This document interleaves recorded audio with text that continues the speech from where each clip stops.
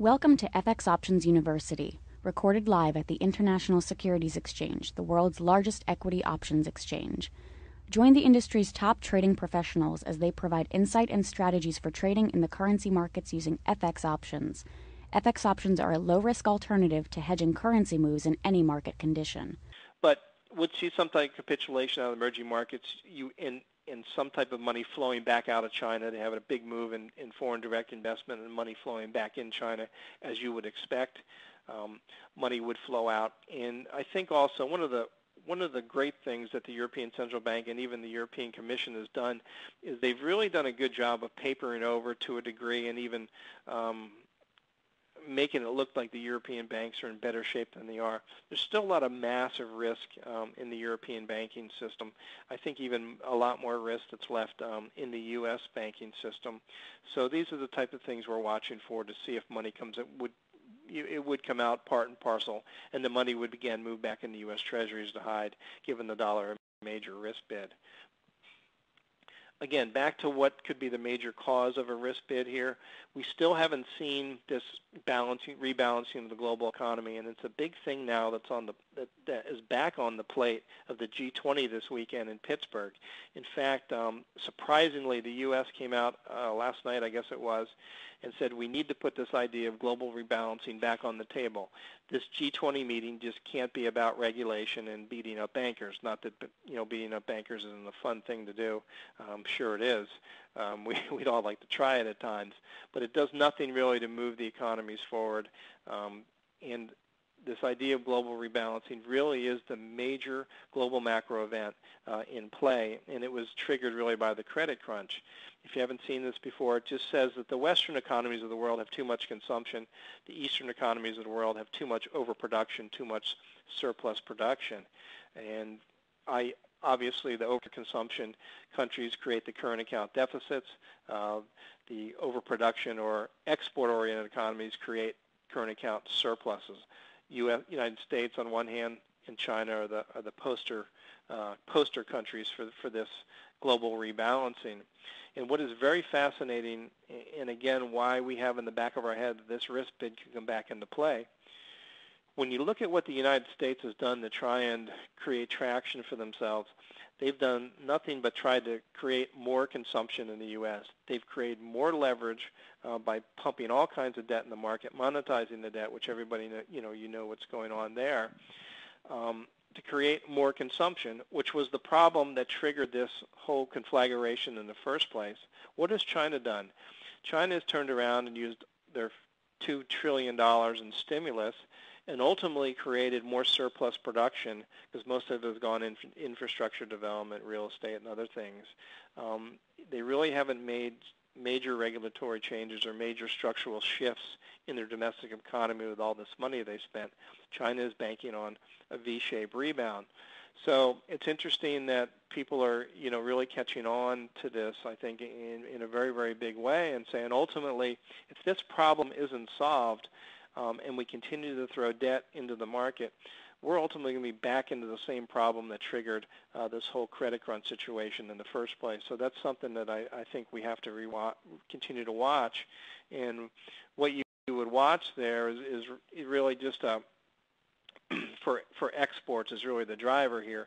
If we see exports start to rebound in China and we see imports to China start to rebound in a big way, and we start to see the U.S. consumer normalize and start buying more goods, then we know maybe we're in that slow rebalancing process. But the reality is, if the U.S. consumer is still dead in the water, he doesn't have income, he's worried about his job, he still has huge amount of debts, he's lost the wealth from the housing that got killed. He's probably still trying to make up some of the wealth, obviously, in the stock market, and we'll get to that in a second. But if the U.S. consumer is dead in the water and he's still the major demand driver in the world, the money that China has thrown in to its market is creating, again, over surplus and really sowing the seeds for lower growth going forward and lower final goods prices going forward, which is another reason why we think deflation is a problem that's going to be with us going forward, and not inflation. The other upshot, so to speak, of this, if this rebalancing, is is a trigger for the risk bid again is that the export model is in for some more pain. If the U.S. consumer doesn't rebound, or if demand doesn't rebound in Europe on the consumption side, the export guys are in for pain, and most of the export-driven models come from Asia, although Germany you could also consider an export model country. We expect subpar growth really in the industrialized countries for a number of years. And the reason that's important from a risk bid standpoint is when you have subpar below capacity growth, your margin of error, your cushion in profitability or your cushion in the banking capital side and everything else means that you're more susceptible to systemic risk in the world. And, you know, when everybody's making money and you have fat margins, you can handle some of that stuff a lot easier, obviously. But when we're coming off a very nasty period and trying to rebuild capital and we have subpar growth, that sets up at least a scenario for a lot more volatility in the world and chance for this risk bid to happen. So that's kind of the story for the risk bid here, but I don't think it's really the major one that's in play at the moment, and we'll get to that in just a second. But on that scenario, obviously, as I showed you, the dollar rallies, the commodity currencies would get hammered. The commodity currencies have soared. Obviously, again, on the growth and yield, they've soared for good reason in this idea when China is blowing and going and continuing to suck up commodities, or at least the demand for commodities back on the table. The commodity currencies get that growth bid, and from a yield standpoint, not necessarily the Canadian dollar, which has pushed their yields down pretty far, but the Australian dollar really is the major risk appetite currency in the world. They're sitting at a little over 3.25% on the 3-month yields, where the U.S. is like 0.2%, for example. So you can see the towering yield and growth are drivers for the commodity currencies.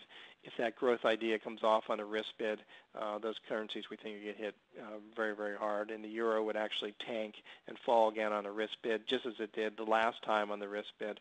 We don't think the European economy has anything better really than the U.S. I think they're mired in the same type of problems, but the euro tends to get these bids and move very strong against the U.S. dollar just because it's the other key alternative currency, and we're seeing that in a big way.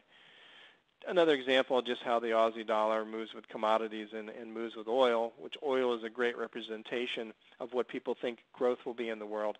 As you can see, it's in pretty close lockstep with oil. Oil back above $70 today. Australian dollar looked like it was due for a nice correction yesterday, of course, which we tried to play and got burned.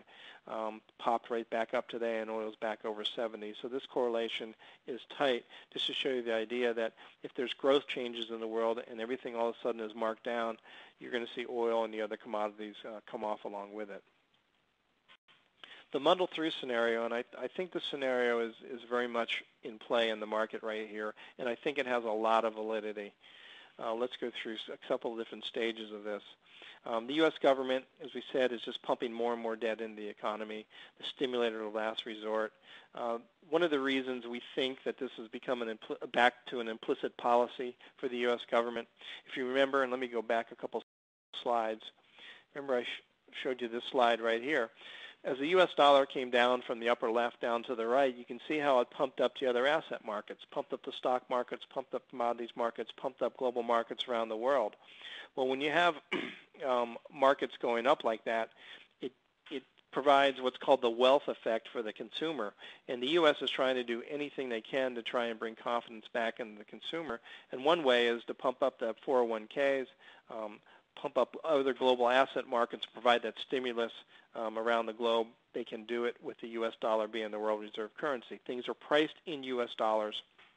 So when the U.S. dollar supply is out there and the U.S. dollar-based credit, which was very much in demand after the credit crunch, gets back in there and lubricates these markets, it pumps up these bubbles once again. Thank you for participating in this week's session. Please join us again next week. Get trading ideas, exchange rates, webinars, news, and commentary. Visit www.fxoptions.com. ISE FX options can be easily traded through all options-enabled brokerage accounts. These exchange-listed securities are cash-settled in U.S. dollars and have a European-style exercise.